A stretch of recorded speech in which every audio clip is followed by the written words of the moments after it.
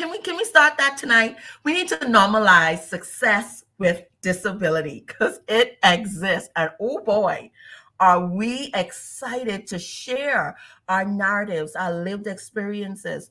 No, it's not easy. Yet we exist and we want to be acknowledged Yeah. for our identity. I live with a disability. I'm a disabled woman, a disabled person, a disabled professional. I am a business owner. I'm a mother. I am a global citizen in a world that may not have started off designed for inclusivity, but they surely ready for sustainability, innovation, and creativity. So guess who you need to tap into? Yeah. Persons, people with disabilities. Yeah. 100. I can totally see 100. that. I totally see that. What's the number one lesson you've learned about life? The number one lesson I've learned is your words change your world. So, for example, like I said, I've been through a lot. I remember thinking about all the lack that I didn't have. And we started off the show by saying Happy Grata Thursday. And it's my reminder to stay in gratitude because even though there's always going to be that extra penny you need, that extra, what they say, happiness is the destination, or no, it's the journey, not the destination. Because when you reach to that goal, you kind of see some other things that look really good. So you want to get to that one, right? And so for me, I am about identifying what I have and being grateful for it, but also speaking it into existence. So when I became the first para triathlete for the Bahamas, that did not happen overnight. I remember my amputation. I remember receiving a prosthetic leg by a donor because I didn't have insurance. And they asked me when I was leaving Nassau to go to my checkups, what do you want to do? I said, well, I'm an athlete, so I thought about participating in the marathon. And they was like, well, you need a leg to participate in the marathon. I said, well, I kind of want to ask if I could do it with my crutches or maybe a wheelchair. And he looked at me like, do you realize that's 26.2 miles? Oh, wow. And I'm like, yeah. I said, the biggest challenge is getting them to say yes, not necessarily the 26.2 miles. And guess Wow. what? That person, total stranger, was a prosthetist who then donated my prosthetic leg to me. And I Wow. participated in the marathon the following year. I got that leg during the summer. I started to work out and I didn't have money to go to a gym. So what I did, I started to walk the dog.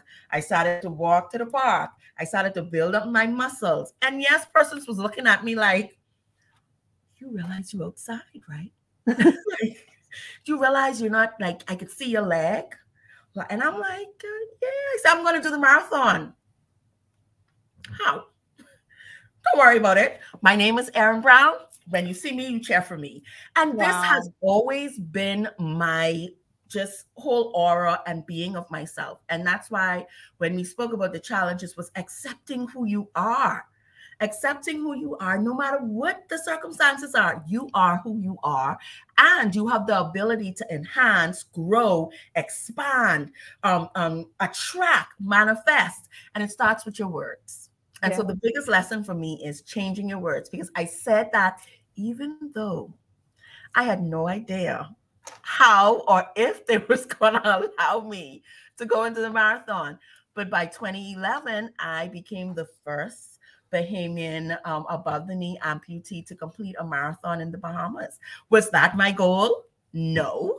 My goal was for me was to do a marathon, whether it was with a prosthetic, a wheelchair, pair of crutches, whatever it was. I wanted access to that because I've always been an athlete, and the removal of my leg did not remove that passion, that drive, that insane desire to push myself beyond humanly possible, to compete, to show up authentically.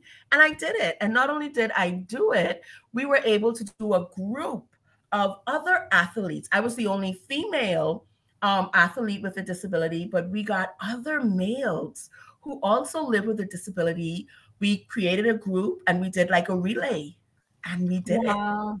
Yeah. So it started off with me, but it didn't end with me. That's awesome. Very cool.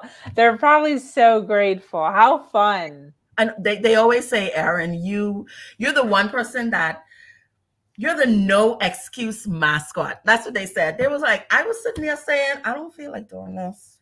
I'm tired. I don't know about this. And then I meet you, I see you, I hear somebody talking with you, I watch a video, and I'm like, do I really want to do that? Yes, I do. Okay, we're going to figure out how to do this. Because for me, no is fuel. Fair is fuel. And a lot of times I recognize when I don't want to show up, and I say to myself, you're valuable. You deserve more. You are the representation of who you want to be, where you want to be, how you want to be seen, but you have to show up. Every time I showed up, life like just surprised me. And if I didn't show up, I wouldn't have met that person. I wouldn't have engaged with this person. We wouldn't have had this conversation.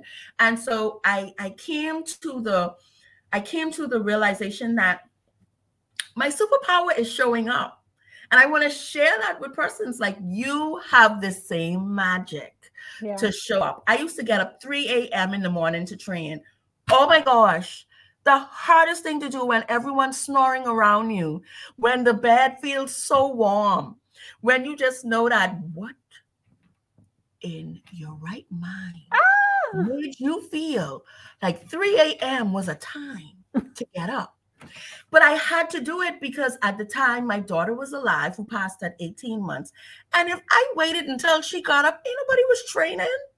Yeah. Ain't nobody was thinking about, no, I need to get these and I need to work these muscles. I need to get in the right headspace. I was only thinking about breastfeeding, diapers, and wipes by the time she got up.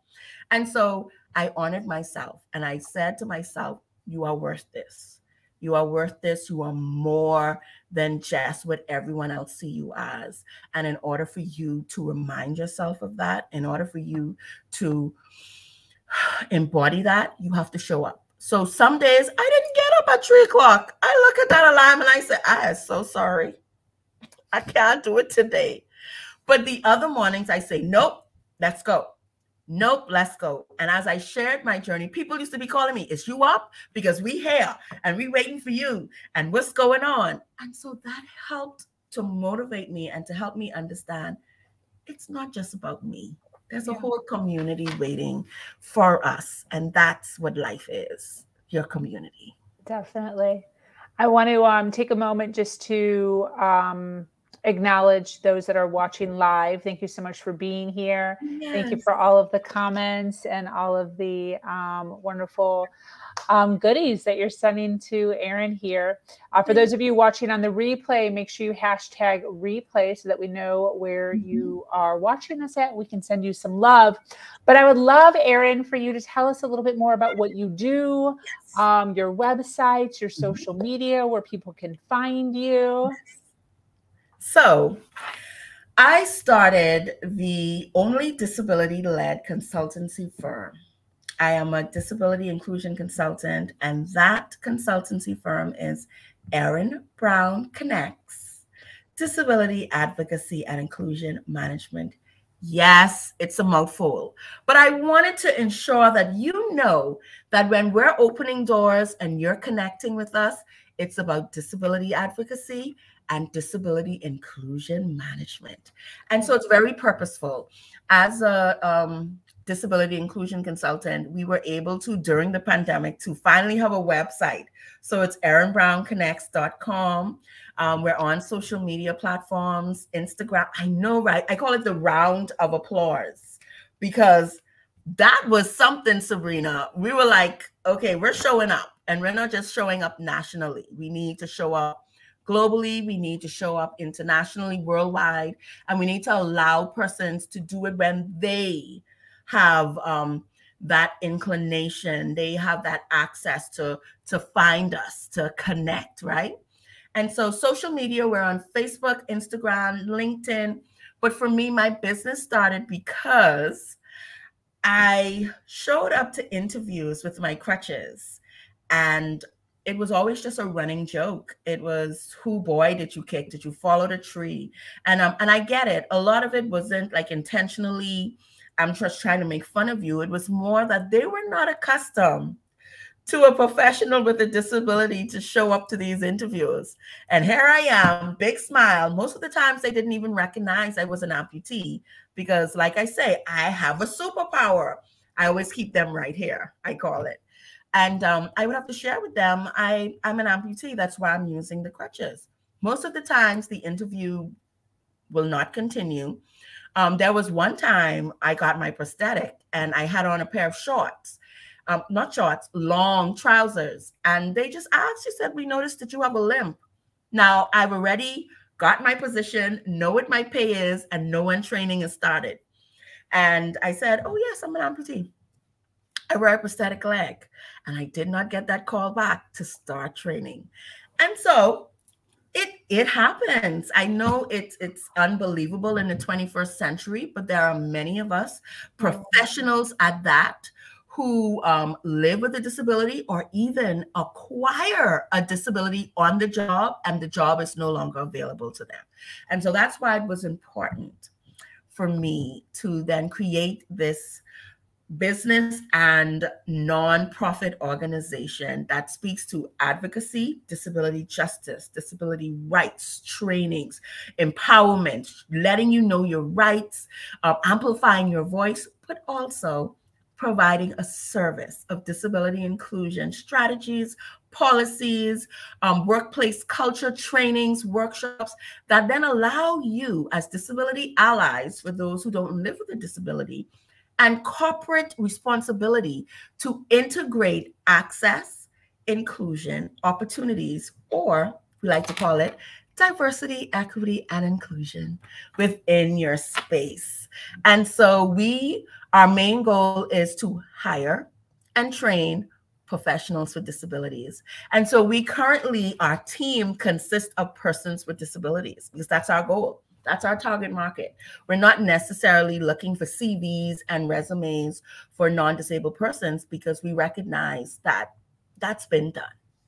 And so we want to increase access, training, certifications, expert matter specialists and disability and consultants and facilitators that can now integrate, increase, and to, for lack of a better word, show up authentically that we live with a disability. And guess what we can do? We can not only certify you, we can assess your space, help you with compliance, direct you in training, corporate training, DEI. And we like to throw the A in there because access is very real. And so that is where I've been diving in for over 17 years now.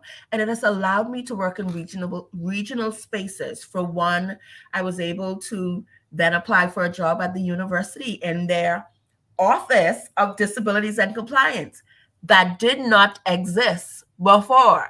Wow. So this is why it's important to show up and show up authentically. Don't fit in anyone's mold. Don't fit. Know that you are of value. Even if no one else see it, you show up full blast, no caps. You show up and you let them know what you're here for. And if they don't get it, that's fine.